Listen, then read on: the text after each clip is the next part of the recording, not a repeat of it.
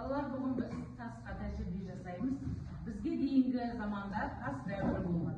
Тас дәуірінде тастан түрлі балға, балқа, тастан жонып, найза істеп, ата-бабаларымыз уақытында қолданған балалар тастан.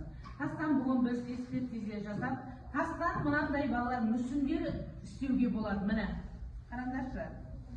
Өте әдемі мүсіндер істелінген. Осындай тастан бір-біріне жабыстырып, мүсін істеуге болады. Бүгін біз балалар мінекей тастардан, қазір тасқа сурет салуға да болады, міне балалар. Тасты алып, осы тасқа сурет саламыз. Бұдан кейін балалар, мына жақта біз тасқа міне салынған суреттерді, біз орамал жасауға да болады. Орамалға тастарды қойып безендіреміз. Мінекей балалар,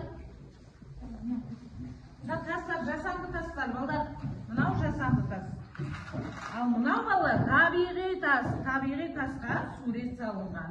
Міне, мынау табиғи тас. Мынау жасанды тас. Табиғи тастар мен жасанды тастардан біз орамал жасаймыз. Балаларға қараңдар. Тастардан не жасауға болады? Смайлик жасауға болады екен, иә балалар? Міне аяқ киімнің суретін салып десек те болады екен. Көкөніс жемістердің суретін жасап та болады екен, балалар, таста. Міне, көрдіңдер ме балалар? Міне, орамал жасауға. Балалар, осымен біз қазір тасқа сурет саламыз ба? Кәні келе қойыңдар, бәріміз келіп суретке саламыз. Кәні жаққа кетіп тұрмыз. Мына жаққа отырыңдар. Суға салсам, астына батып кетеді. Өйткені бұл ағаш.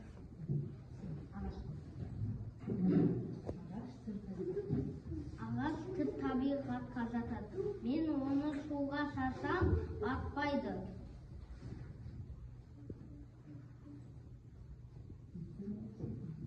Өйткені ол жеңіл.